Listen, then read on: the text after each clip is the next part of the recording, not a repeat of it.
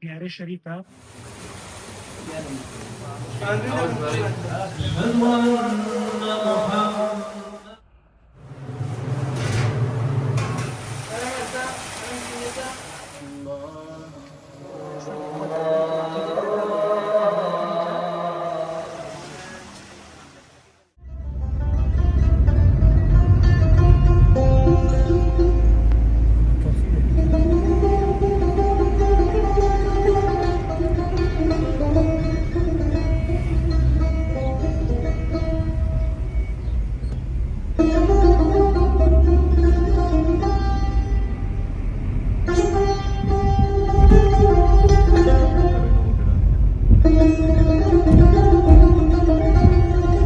السلام عليكم ورحمة الله وبركاته. باشم بريان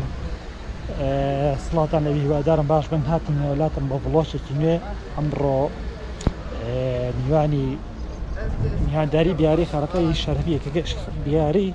خانقي شريفة كين لقلا وبرابر رزانيا بتمام إن شاء الله إفطارك بيكو أنجاب دينو روش كاندني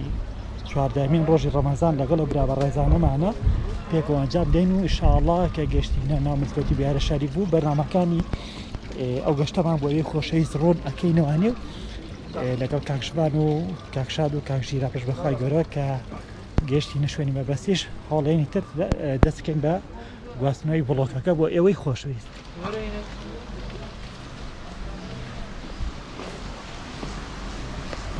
طبعا هاوڕان خۆشەویستم تەوردووەدا چینە ناو بکەوتڕانی و بۆ ئەوەی ئەو فەڕانسیانەی کە لەسەرمانە بەجێ بگەین و بۆ ئێوە خۆشەویستی گواستیمان ئینشاءڵڵا.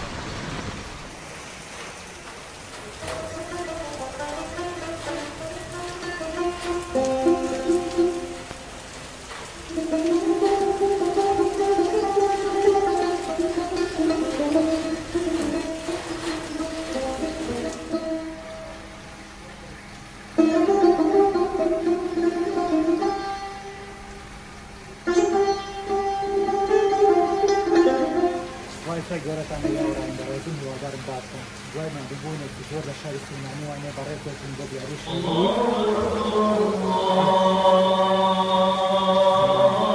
Yok seninle banyoda.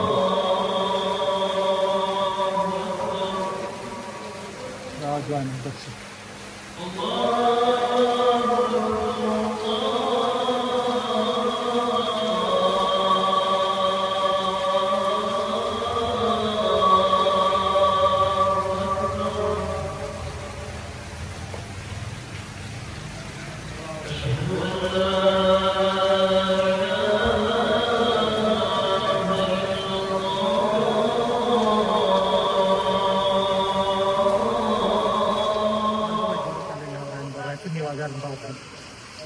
لە بڵۆکی تایبەتی و کەمیانەیە بۆی کەمی جارێک ئەزان بڵێ میزیڤەرێ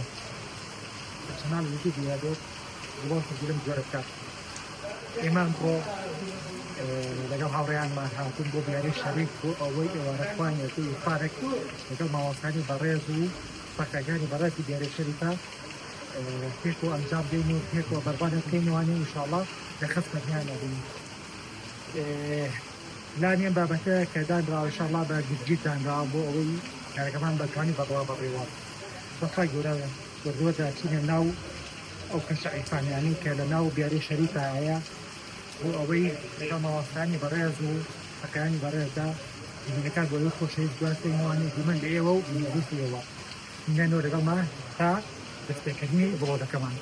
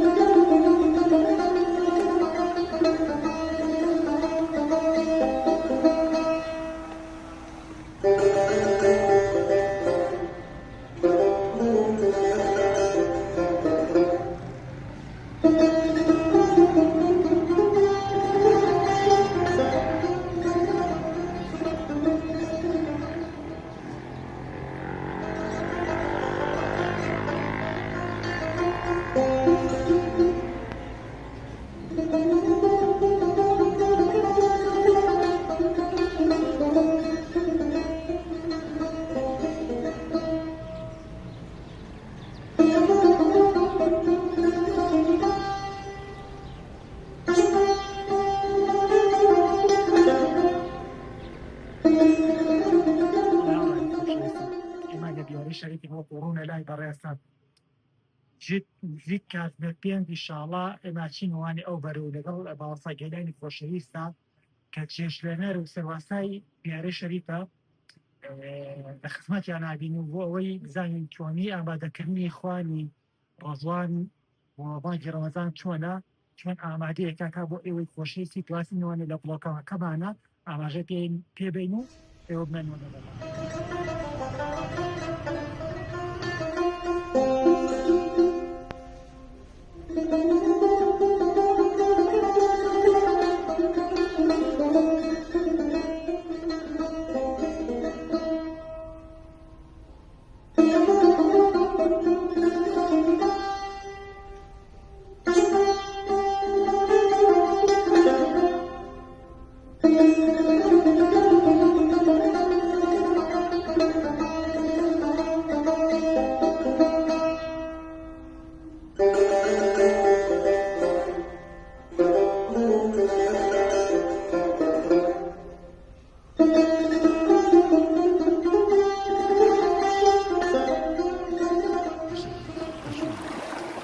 لە درێژەی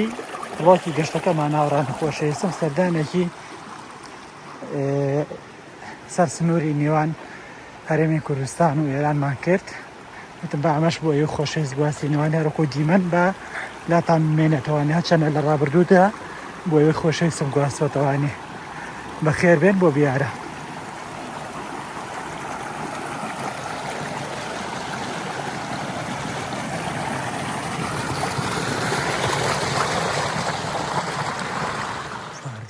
ڕەمەزانە و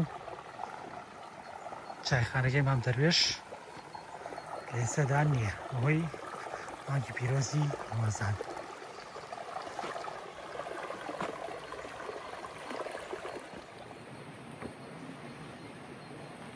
کاتێک کە تێکەڵای بە سروشتەدی کۆمەڵە تایبەتمەندی هەیە کە لە ئەو شوێنەی کە تۆی پێی دانیشتەجێ نییە بۆ من ئێستا گەمەلەوە کوڕی ئاو و بەنی ئەو تەیرانە هەیە بەڕاستی ئینسان ئەتوێتە دۆخێکی زۆر ئارام بەخشەوانێت کە ئەمە بەداخەوتە لە ناو شارانیە بۆ خۆی قەرەباڵغی و ئەو ژینگە پیسی کە تێیدا هەیە بۆ هەمیشە ئەمە لە گەشتەکانمانە سروشت هەڵە بژێرین بۆ ئەوەی کەمێ ئاسوودە بینی و جەنجاڵی کە تێیادی کە لە شوێنی نیشتەجێبوونەکانمان هەیە لە ناو شارە جیاوازەکە لێرا دەرەکەوێت بینی شار و سروشت ئەمە هۆکارەکەی ئێوە گوێتان لە دەنگ و تەیر و ئاو و کوڕی ئاو و سروشتە هەیە هاوڕانی خۆشەویستم چەند ئارام بەخش و چێژ بەخشە.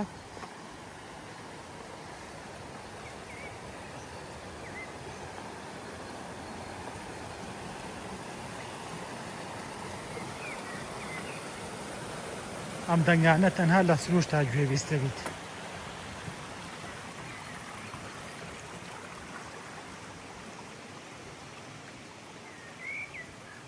وەڵا هاوڕانی خۆشەویست نزیکە بینوانە لە ئێوارانی بیاری شەریف ئینشاڵڵا ئێمەش نزیکە بینوانێ لە مزگەوتی بیاری شەریف بۆ ئەوەی بەشدار بین لە ئامادەکردنی خوانی ڕۆژوانی 15 ڕەمەزانی ساڵی 2025 لەگەڵ ئەو مامەستا بەڕێزانە فەقێ خۆشەویستەکانی بیاری شەریفە تا بۆ ئێوەی خۆشەویستی گوازینەوانێ و بەردەوەدا هەنگاوانین بەرەو خوارەوانێ. ئەمەش ئێوارانی بیارێ هاوڕانی خۆشەویست 15 ڕەمەزانی ساڵی 2025 ئێوارانی ڕەمەزانی بیارەی شەریف.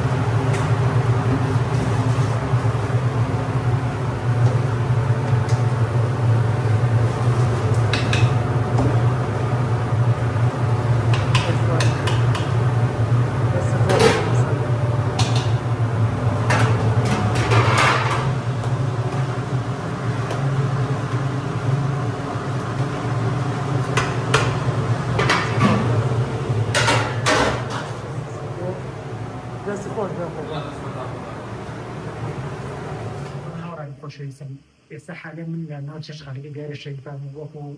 ڕوون بوو لەگەڵ چاودان مامۆستا گەیرانی خۆشەویست خەریکی ئامادەکردنی خوانی ڕۆژوان بوو بۆ مامۆستای ڕەمەزان کە ئێمە لەناو دیارەی سەڵاتانی لەگەڵ ئەو مامۆستا بەڕێزە خۆشەویستانە پێکەوانێت ئەم ئێوارەیە ئیفطارەکەینەوانێ بۆ ئەوەی خۆشەویست یەکوازینەوانێ ئێوە لەگەڵمان بێنەوە.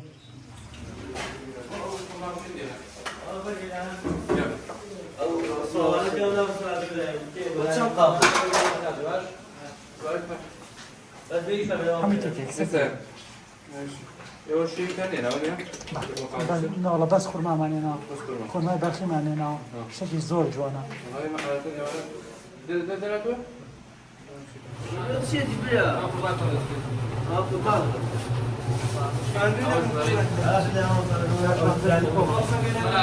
خزمەتانە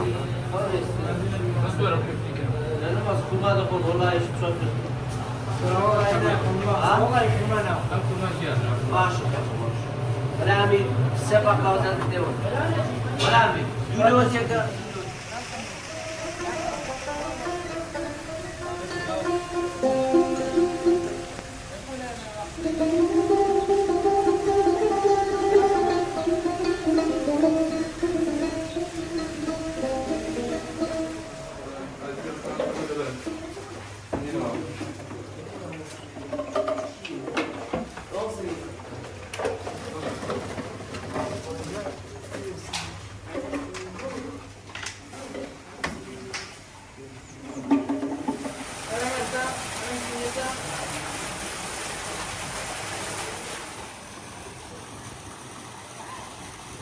ئیتر هاوڕێ نەخۆشیستی کاتی دانانی شیرینی و دانانی ئەو پێداویستانەیەکە بۆ ڕۆژان ئامادەکرێت و لێرەیە بۆ ئەوەی خۆشەویستی گوازینی ئێمەش بەخێربن بۆ بیاری شەریف و ئێوارانی ڕۆژوانی بیاری شەریف.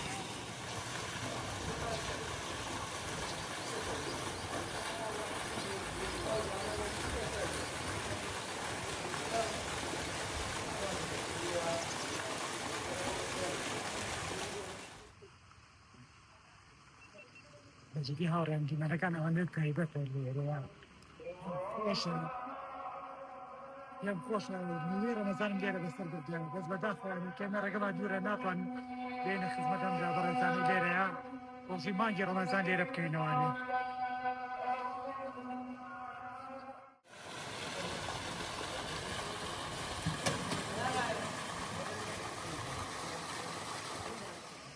بل هاوڕێ خۆشەویستما وەجۆدە موسیقى دين ولا حاجة روبوسكانا لخود دياري شيء طبعا خاص تعرف كتير بسقي كتير بدورن شغلات كاتي روبوسكانياتي إما لدياري شيء إنه لا كاتبة بانك بنوي رجواني دياري شيء أمادينو بخاي دورة لكاتي فاركشات وهي خصوصي جدا قاعدين وانو بعد من الفيديو لقل إنه يوم بيجريش بيجوا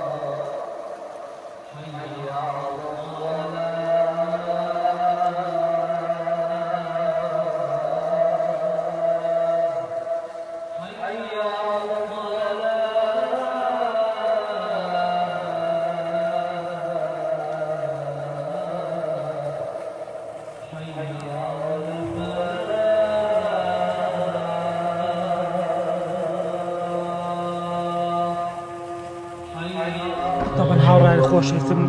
زۆر چێژ بەخشە بەڕاستی کاتێک کە تۆ لە شوێنی خۆتانیت و هاتوویتە دەرەوەی ماڵی خۆت بۆ یەکەمین جار ڕۆژوو ئیفطار لەوەیەکێتوانێ ئەمە خۆی بۆ خۆی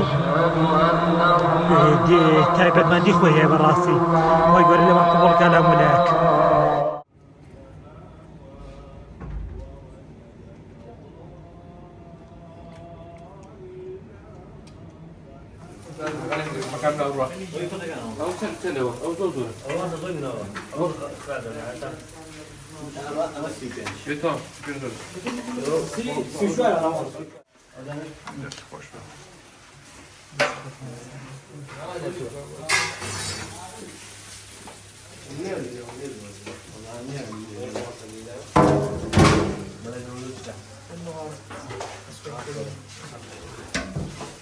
Треба видяти как се фекер бе, ханагата на фекер.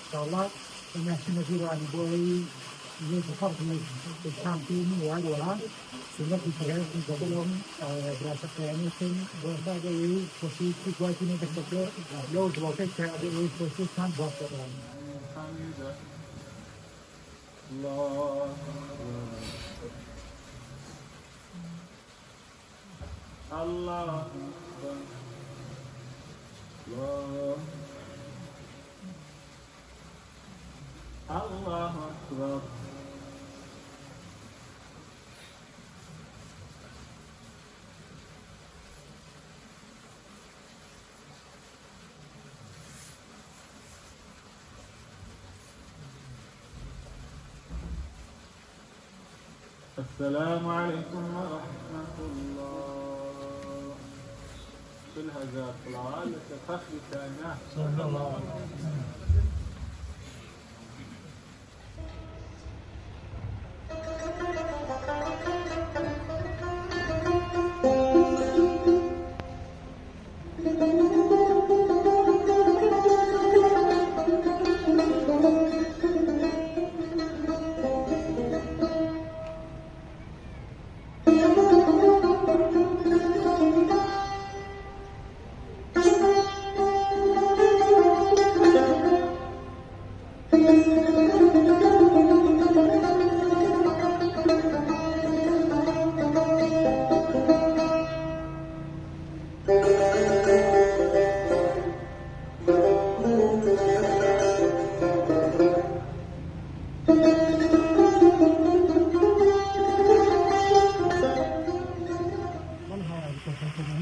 كان لازم يحكي أمر المتابع وكاري وضواني وعلى شيء لقوا مسائل بريئتي وهروها كاري في هذا الشيء يقال ما بينه بخدمة ما بين أمر يكوا روزي أمر باشكان دي يكوا ناس مسار دي بخدمة ما بين هو دارم فجر يقبل خدمة في بطل يترفيه في نكاني من خدمة يترفيه كانت بالجنان ما ضاعت عليه ويا